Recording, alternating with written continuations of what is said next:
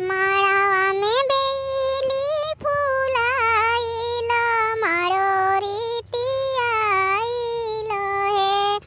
माड़ावा में बेली फूलाइल माड़ो रीति आइल हे।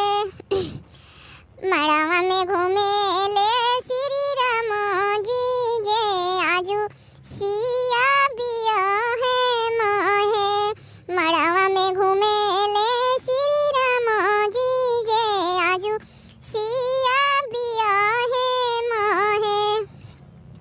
माड़ावा के होते होते बोलेली सिया हो बेटी धीरे राहु आवा रोसा बुरे राहु है।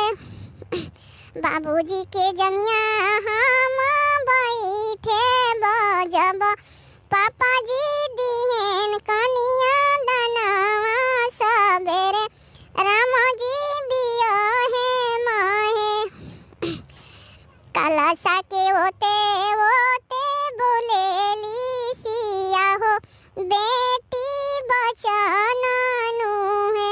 धीरे रहुए प्रभु जी धीरे रहु आवा रोसा बुरे रहु है।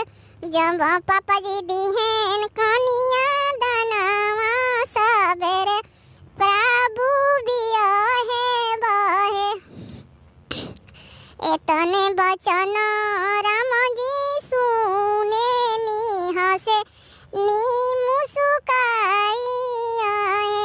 एतने बचन श्री राम सुने निहसे नी मुस्काई नु है।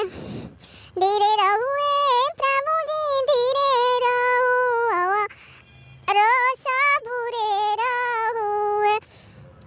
कलशा के होते होते बोलेली सिया हो बेटी बचन नु है।